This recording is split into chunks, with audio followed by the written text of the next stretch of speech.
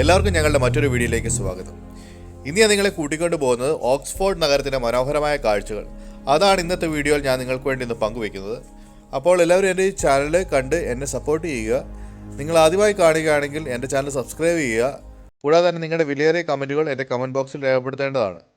അപ്പോൾ നമുക്ക് വീഡിയോയിലേക്ക് കടക്കാം. ഈ ഓക്സ്ഫോർഡ് എന്ന് പറയുന്നത് ഇംഗ്ലണ്ടിലെ ഏറ്റവും പ്രശസ്തമായ നഗരങ്ങളിൽ ഒന്നാണ്.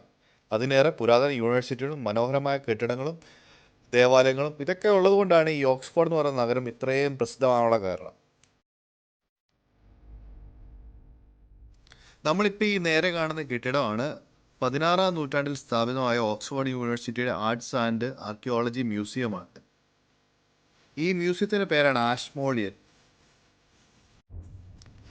നമുക്ക് ഈ ഒരു മ്യൂസിയം അവർ രാവിലെ 10 തൊട്ട് വൈകിട്ട് 5 വരെയാണ് ഇത് ഓപ്പൺ ആക്കുന്നത്. ഇതിൻ്റെ എൻട്രി തുറന്ന് നമുക്ക് ഫ്രീ ആണ്. ഞാൻ അവിടെ ചെന്ന് ബുക്ക് ചെയ്യാമെന്ന് വിചാരിച്ചാണ് ഞാൻ ചെന്നത്. പക്ഷേ അവിടെ ചെന്നപ്പോൾ അവർ ഓൾറെഡി ബുക്ക്ഡായി, ഫുള്ളി ബുക്ക്ഡാണ്. അത് കാരണം ഇനി നെക്സ്റ്റ് വീക്ക് തന്നെ ഉള്ളൂ. ഓൾറെഡി ഈ ആഴ്ചതെല്ലാം ബുക്ക്ഡായെന്നാണ് അവർ പറഞ്ഞത്. ഈ ഒരു മ്യൂസിയത്തിൽ ലോകപ്രശസ്ത രേഖകൾ, ഈജിപ്ഷ്യൻ മമ്മികൾ, സമകാലിക കലകൾ ഇവയെല്ലാം സൂക്ഷിച്ചു വെച്ചിരിക്കുന്ന മനോഹരമായ ഒരു മ്യൂസിയമാണ്. അപ്പോൾ ഇത് കാണാൻ വേണ്ടി തന്നെ ധാരാളം ആൾക്കാരാണ് ഇവിടെ വന്നു പോകുന്നത്. പല സ്ഥലത്തു നിന്ന് തന്നെ ആൾക്കാരാണ് ഇവിടെ വന്നു പോകുന്നത്.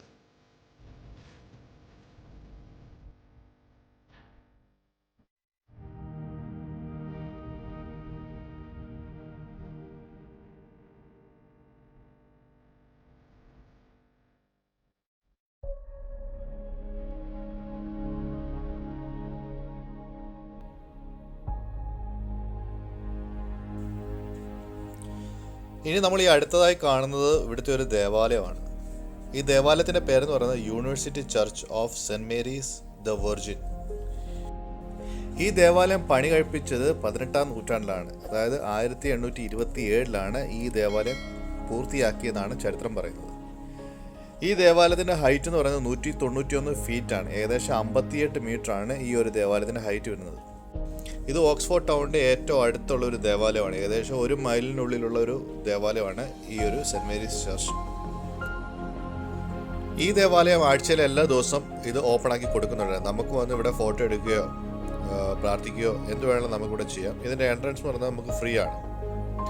ഈ ചരിത്രം പറയുന്നത് ആദ്യ കാലഘട്ടങ്ങളിൽ ഈ ഒരു ദേവാലയം യൂണിവേഴ്സിറ്റിയിലെ ബിരുദങ്ങൾ കൊടുക്കാനും അതുപോലുള്ള മീറ്റിങ്ങുകൾ കൂടാൻ വേണ്ടിയാണ് ആദ്യം ഈ ദേവാലയം ഉപയോഗിച്ചുകൊണ്ടിരുന്നത്.